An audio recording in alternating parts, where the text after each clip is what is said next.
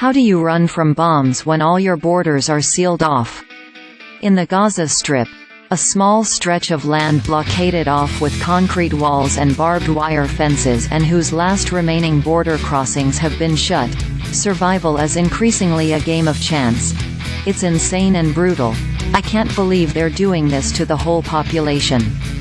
The amount of airstrikes are massive, Omar, a Gazan development worker with 2 young children, told CNBC via voice note. We're okay for now, but it's very scary, and with each bomb we feel it's going to be our turn.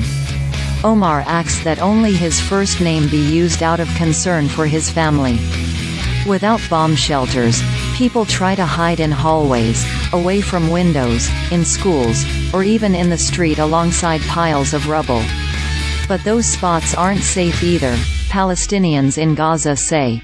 The Gaza Strip is under its 6th day of bombings by the Israeli Air Force since October 7, when members of Hamas, the Palestinian militant group that governs Gaza, launched an unprecedented terror attack on southern Israel.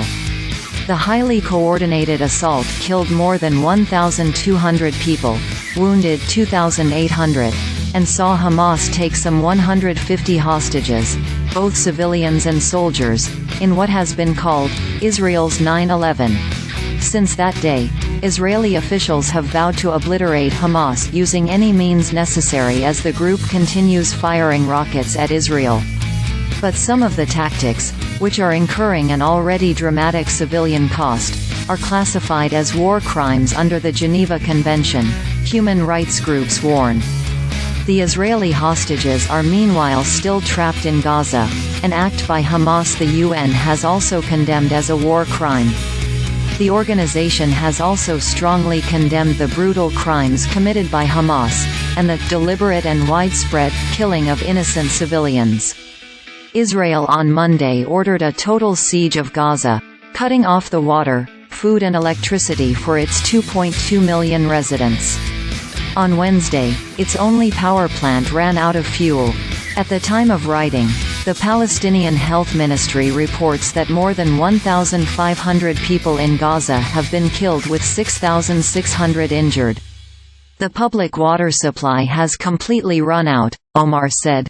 We have 1 tank which we're consuming from. We will run out of water at some point, but we're minimizing the consumption to the very minimum. Earlier in the week, his father got an automated call from the Israel Defense Forces giving him a 5-minute warning to leave his home as the building was about to be bombed. 5 minutes to leave your house.